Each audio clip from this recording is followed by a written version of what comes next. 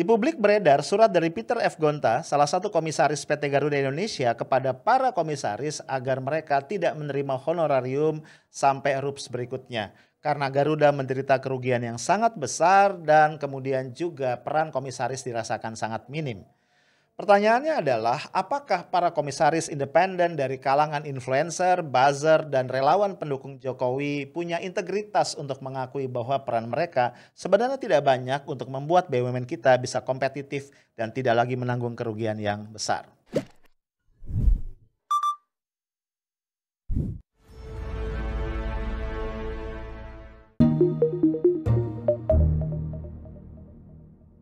Halo guys, ketemu lagi kita. Hari ini Jumat 4 Juni 2021 dan lagi-lagi kita nongkrong di Afternoon Tea. Supaya asik, kembali gue ingetin, siapkan dulu ya secangkir teh hangat atau mungkin lu prefer coffee atau yang lain. Asal jangan miras ya. Kacau nih dengerin podcast gue ambil menikmati miras, nggak cocok ya. Bro, yuk kita ngobrol-ngobrol lagi ya tentang BUMN, Badan Usaha Milik Nenek Lu. Bukan. Badan usaha milik negara. Ya, walaupun memang banyak yang memelesetkan belakangan jadi badan usaha milik nenek lu.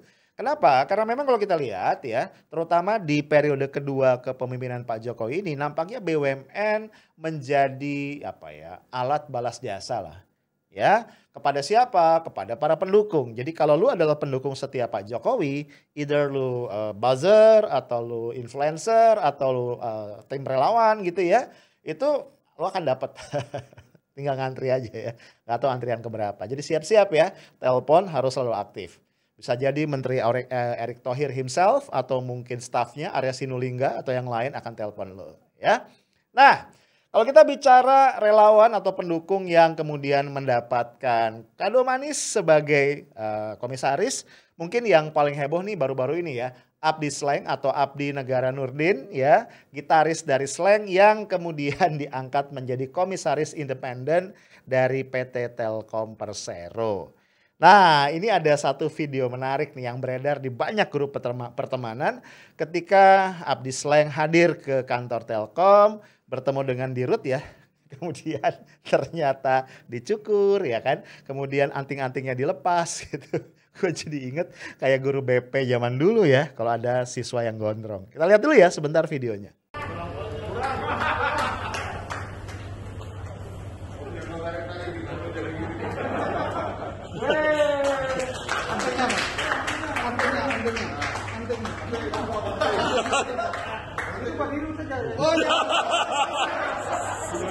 Astaga.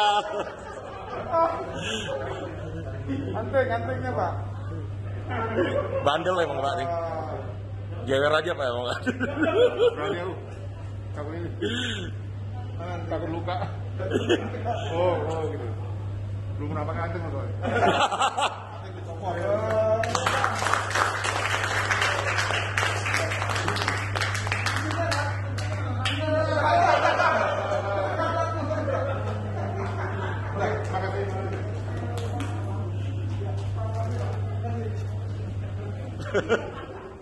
Nah bro, mungkin bagi sebagian orang video tadi lucu dan kocak ya.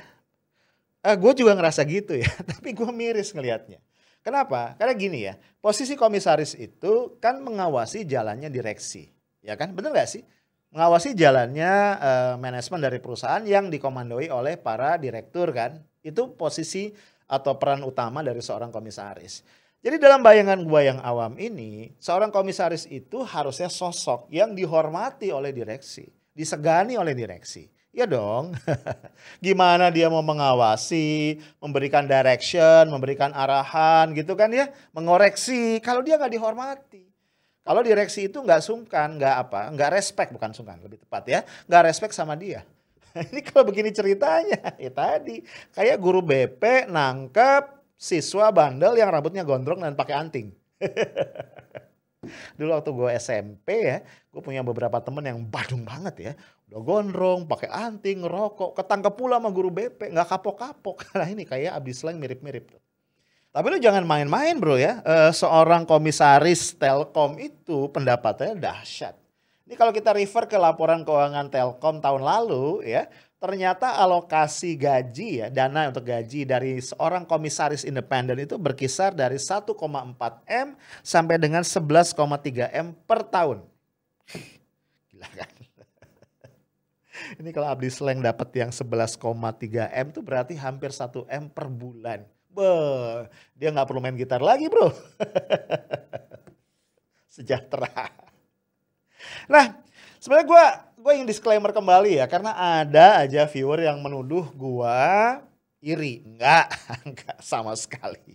Ya, gue cuma ingin bilang begini ya, itu kalau duit ya, kalau Telkom itu adalah perusahaan swasta milik perseorangan, duitnya duit pribadi terserah ya. Siapapun mau ditaruh jadi komisaris, jadi direktur, nggak masalah. Mau digaji berapapun terserah ownernya ya, duit pribadi dia. Tapi kita jangan lupa Telkom itu sekali lagi BUMN. Berarti menurut perundang-undangan yang namanya keuangan dari BUMN itu masuk dalam wilayah keuangan negara. Which is adalah duit rakyat, duit gua, duit lu, duit kita semua gitu loh. Ya kita kan kalau bayar orang nih, gaji orang kita ngitung nih worth it gak sih apa kontribusi dia bagi perusahaan. Jadi kalau digaji segini pertanyaannya kontribusi Abdi Sleng buat Telkom tuh apa. Nah guys, cuma memang mungkin ya pertanyaan kita akan sulit terjawab ya, karena hitung-hitungannya nampaknya bukan hitung-hitungan ekonomi dan bisnis, tapi hitung-hitungan politik balas jasa. Kalau sudah ke sana kayaknya kalkulator nggak masuk tuh ya. Excel gitu nggak bisa tuh buat ngitung yang pantas berapa. Guys, ternyata hal yang kayak tadi bukan terjadi cuma di Telkom. Ya, di mana pertimbangan ekonomi dan bisnis dikalahkan oleh pertimbangan politik balas jasa. Kayaknya hampir semua BUMN deh kena, atau mungkin semua ya. Salah satu ya, kalau tadi kita bicara Telkom ya, BUMN kebanggaan kita. Ada lagi nih kalau kita bicara transportasi udara, BUMN kebanggaan kita adalah Garuda Indonesia, ya kan? Ini adalah flag carrier ya dari Indonesia, maskapai yang jadi flag carrier. Nah ternyata ruginya tuh dahsyat, gue lupa sekitar 15-an triliun ya ruginya terakhir ini. Saat ini Garuda Indonesia sudah berhutang 70 triliun. Itu beban hutangnya Garuda. Dan menurut keterangan dari dirutnya setiap bulan hutang tadi bertambah rata-rata 1 triliun. Gila kan? Yang lebih dahsyat lagi, kalau kita lihat laporan keuangan dari Garuda Indonesia di neracanya ternyata ekuitas atau modal Garuda itu sudah minus 41 triliun. Gua geleng-geleng kok bisa gitu ya, kok bisa. Dan kebayang nih kalau Garuda Indonesia mau diselamatkan, ini pemerintah harus melakukan langkah-langkah yang sangat-sangat radikal ya. Langkah-langkah yang dahsyat, yang luar biasa, nggak bisa dengan cara yang biasa-biasa aja. Nah berkaitan dengan ini bro, beberapa waktu yang lalu ini beredar satu surat. Ini sebenarnya surat pribadi ya. Dari salah seorang komisaris Garuda Indonesia yaitu Bapak Peter F. Gonta. Kita tahu dia seorang tokoh senior ya dalam bisnis dan juga dalam pemerintahan. Nah Peter F. Gonta ini kirim surat nih ya, kita lihat nih suratnya. Suratnya ditajukan kepada Dewan Komisaris Garuda Indonesia di Jakarta. Nah intinya dia bilang begini. Dia mengatakan sebagai komisaris yang sangat mengerti kondisi keuangan Garuda dan sebab-sebab kenapa Garuda terpuruk, maka dia mengusulkan agar para komisaris mulai saat ini tidak lagi menerima honorarium sampai saat RUPS berikutnya sehingga segala satunya bisa dibuat jelas. Nah, yang menarik adalah Peter F. Gonta kemudian juga membeberkan apa yang dia pahami sebagai sebab-sebab dari kondisi keuangan Garuda Indonesia yang parah. Kita lihat nih beberapa. Misalnya satu, tidak adanya penghematan biaya operasional ya. Kemudian tidak adanya informasi mengenai cara dan juga narasi negosiasi dengan lessor ya. Kita tahu ya pesawat itu kan rata-rata leasing ya. Kemudian yang ketiga, tidak adanya evaluasi atau perubahan penerbangan dari rute-rute yang merugi. Yang keempat, cash flow management yang tidak dapat dimengerti. Ini artinya nih banyak pengeluaran siluman yang gak jelas segala macam ya. Yang kelima, keputusan yang diambil Kementerian BUMN banyak sepihak ya tanpa koordinasi dan melibatkan Dewan Komisaris. Jadi Dewan Komisaris merasa gabut ya. Kemudian saran komisaris yang karenanya tidak diperlukan dan terakhir aktivitas komisaris yang hanya 5-6 jam seminggu. Enak juga ya kerjanya ya. Sehingga tadi ya Peter F. Gonta mengusulkan supaya kita ini ya komisaris ya maksudnya bisa meringankan beban. Yuk kita nggak terima honor. Cuman kalau kemudian nggak terima honor, gue khawatir nih ya, yang akan merasa dirugikan dan bisa jadi protes ya, adalah para komisaris independen dari kalangan relawan dan pendukung Pak Jokowi. Dua diantaranya adalah Yeni Wahid dan juga Triawan Munaf ya.